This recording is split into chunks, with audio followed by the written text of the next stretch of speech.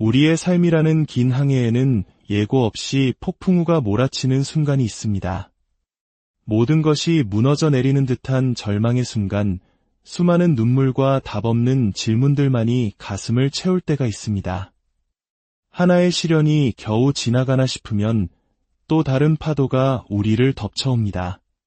아마 이 방송을 듣고 계신 많은 분들이 연이어 닥쳐오는 고난이 무엇인지, 피할 수 없는 인생의 고통과 싸우는 것이 얼마나 힘겨운 일인지 이미 경험으로 알고 계실 겁니다. 혹 아직 그런 깊은 절망을 겪어보지 않으셨다면 그저 계속 삶을 살아가십시오. 언젠가 인생은 우리에게 예상치 못한 커브볼을 던지기 마련이니까요. 때로는 그 공에 맞아 쓰러지기도 합니다. 오늘 우리가 함께 묵상할 이사야서 40장은 바로 그런 깊은 고통 속에 있던 하나님의 백성들의 이야기입니다. 그들은 바빌론 포로라는 국가의 존망이 걸린 거대한 시련을 앞두고 있었습니다. 그들의 미래는 암흑과도 같았고 절망 속에서 신음하고 있었습니다. 결국 그들은 이사야서 40장 27절에서 이렇게 부르짖습니다. 내 길은 주님께 숨겨졌으며 내 권리는 나의 하나님께로부터 지나쳐졌다. 이것은 무슨 뜻일까요? 바로 이런 절규입니다. 하나님, 도대체 무슨 일이 일어나고 있는 겁니까? 하나님, 지금 어디에 계십니까? 저의 이 고통이 보이지 않으십니까? 제가 겪고 있는 이 모든 일들을 정말 모르고 계십니까? 만약 주님께서 이 모든 것을 보고 계신다면 어찌하여 이런 일이 이렇게 오랫동안 이토록 고통스럽게 일어나도록 내버려 두시는 것입니까? 그들의 마음속에는 깊은 억울함이 있었습니다. 이것은 불공평합니다. 제가 왜 이런 아픔을 겪어야 합니까? 왜 이렇게 눈물을 흘리고 이렇게 발버둥치고 이렇게 낙심해야만 합니까? 하나님, 대체 어디에 계신 겁니까? 우리는 때때로 영적인 모습으로 괜찮은 척하며 한 번도 그런 생각을 해본 적 없는 것처럼 행동할 수 있습니다. 하지만 솔직히 우리 삶에는 하나님이 눈에 띄게 부재하신 것처럼 느껴지는 순간들이 분명히 존재합니다. 아무리 찾아도 그분의 흔적을 발견할 수 없는 막막한 시간들이 있습니다. 구약의 욥이 바로 그랬습니다.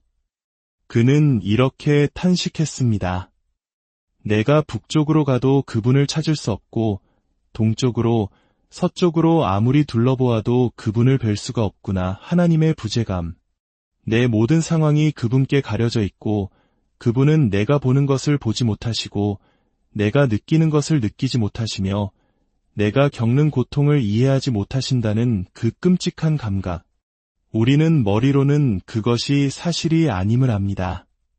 하지만 이성적인 알미, 우리의 상한 마음과 흐르는 눈물, 그리고 삶의 현실이 주는 거대한 고통을 막아주지는 못합니다. 이스라엘 백성들은 하나님이 자신들을 버렸다고 생각했습니다.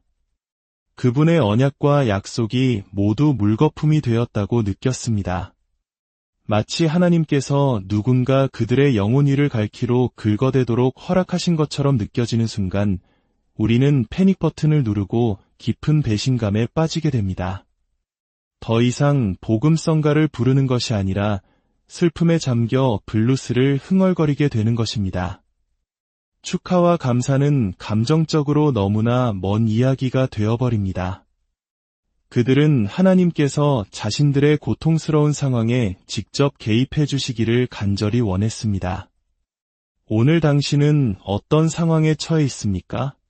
어쩌면 대부분은 이미 시련 속에 있거나 시련을 겪었거나 혹은 시련을 향해 가고 있을 것입니다. 이루지 못한 꿈, 채워지지 않는 갈망, 사라지지 않는 고통과 상처. 그들은 바로 이런 현실과 마주하고 있었습니다. 하나님, 내 세상이 무너져 내릴 때 당신은 어디에 계십니까? 이 절박한 질문에 하나님께서는 그들의 상황 속으로 말씀해 오십니다. 하지만 그분의 대답은 과학적이거나 기술적이거나 학문적이거나 철학적인 방식이 아니었습니다. 하나님은 가장 근본적인 방식으로 바로 신학적으로 말씀하십니다. 28절에서 하나님은 이렇게 반문하십니다. 너는 알지 못하였느냐? 너는 듣지 못하였느냐? 영원하신 하나님 주, 땅 끝까지 창조하신 이는 피곤하지 않으시며 곤비하지 않으시며 그의 명철은 한이 없으시니라. 바로 이 순간 하나님께서는 우리에게 가장 중요한 진리를 상기시켜 주십니다. 당신의 세상이 산산조각 나고 있을 때 그것은 하나님에게서 도망쳐야 할 때가 아니라 오히려 하나님께로 달려가야 할 때라고 말입니다. 하나님은 너는 알지 못하느냐? 고 물으시며 우리가 마음의 가장 앞자리에 새겨두어야 할 신학적 개념들을 제시하십니다. 첫째, 그분은 영원하신 분이십니다. 둘째, 그분은 창조주이십니다. 셋째, 그분의 지혜와 이해는 헤아릴 수 없는 것입니다. 영원하시고 전능하시며 전지하신 분, 모든 것을 아시고 모든 것을 하실 수 있으며 시간을 초월하여 존재하시는 분, 인생의 위기 속에서 우리의 감정이나 상황이 어떠하든 우리는 반드시 이 하나님의 성품으로 되돌아가야 합니다. 이스라엘 백성들의 감정은 슬픔에 잠겨 있었고 그들은 하나님이 어디 계신지 알고 싶어 했습니다. 우리의 삶이 우리를 덮치고 하나님을 찾으려 해도 보이지 않을 때 우리는 눈에 보이는 상황이 아니라 우리가 이미 알고 있는 그분에 대한 진리로 돌아가야만 합니다. 그분은 영원하십니다. 즉, 시간과 공간의 제약을 받지 않으십니다. 그분은 창조주이십니다. 따라서 그분의 능력은 세상의 그 어떤 것도 다스리고 주관하실 수 있습니다. 그리고 그분의 전지하심, 즉 그분의 이해는 헤아릴 수 없습니다. 이것이 가장 중요합니다. 하나님은 인간의 머리로 다 파악할 수 없는 분이십니다. 분명히 말씀드리지만 하나님을 이해하는 것은 때로 매우 어렵습니다. 그분은 우리를 극도로 혼란스럽게 만드실 수 있습니다. 그분의 지혜는 헤아릴 수 없기에 그분의 계획이 항상 우리의 논리에 딱 들어맞지는 않습니다. 우리는 그분이 이쪽으로 가실 것이라 생각하지만 그분은 전혀 예상치 못한 방향으로 커브를 트십니다. 신명기 29장 29절은 이렇게 말합니다. 감추어진 일은 우리 하나님 주께 속하였거니와 하나님께는 비밀스러운 것, 아무에게도 말씀하지 않으시는 것들이 있습니다. 때로는 설명하지 않기로 선택하시는 일들이 있습니다. 언젠가 그 이유를 설명해 주실 때도 있지만 다른 때에는 한동안 혹은 영원히 그 이유를 당신의 가슴에만 품고 계십니다. 이 지점에서 우리는 중요한 차이를 깨달아야 합니다. 우리는 하나님께 질문을 할 수는 있지만 하나님을 따져 물을 수는 없습니다. 다시 말씀드리겠습니다. 우리는 하나님께 질문할 수 있지만 하나님을 신문하듯 따질 수는 없습니다. 차이가 무엇일까요? 하나님께 질문하는 것은 하나님, 제가 이것을 이해할 수 있도록 도와주시겠습니까? 라고 겸손히 구하는 것입니다. 반면 하나님을 따져 묻는 것은 그분께 도전하는 것입니다. 여러분의 자녀가 여러분에게 질문을 할 수는 있습니다.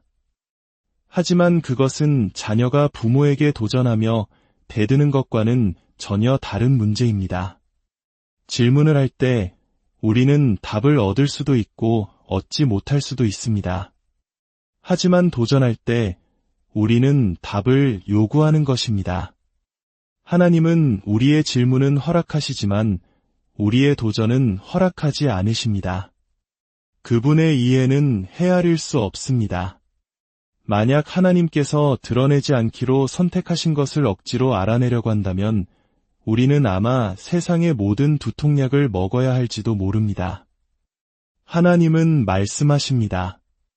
너희는 이 사실을 반드시 이해해야 한다. 왜냐하면 당신의 세상이 무너져 내릴 때 이 진리를 붙잡지 않는다면 당신은 눈앞에 상황의 먹이가 될 것이기 때문입니다. 그 모든 상황을 주관하고 계시는 창조주이시며 영원하시고 전지하신 하나님을 바라보는 대신 말입니다. 사랑하는 여러분, 오늘 이 메시지가 여러분의 마음에 작은 위로와 빛이 되었기를 바랍니다. 당신의 세상이 무너져 내리고 있다고 느껴질 때 기억하십시오. 지금은 하나님에게서 멀어질 때가 아니라 오히려 그분의 품으로 달려가야 할 때입니다. 우리의 감정과 이해를 넘어서는 그분의 신실하신 성품을 굳게 붙잡으십시오. 주님의 은혜가 필요한 다른 이들에게도 이야기를 공유해 주신다면 그 또한 하나님께서 기뻐하시는 선한 나눔이 될 것입니다. 이 채널의 구독과 좋아요는 저희가 더 많은 영적인 이야기를 나누는데 큰 힘이 됩니다. 여러분의 삶의 모든 걸음 위에 보이지 않는 곳에서도 여전히 일하고 계시는 하나님의 크신 평강인을 함께 하시기를 간절히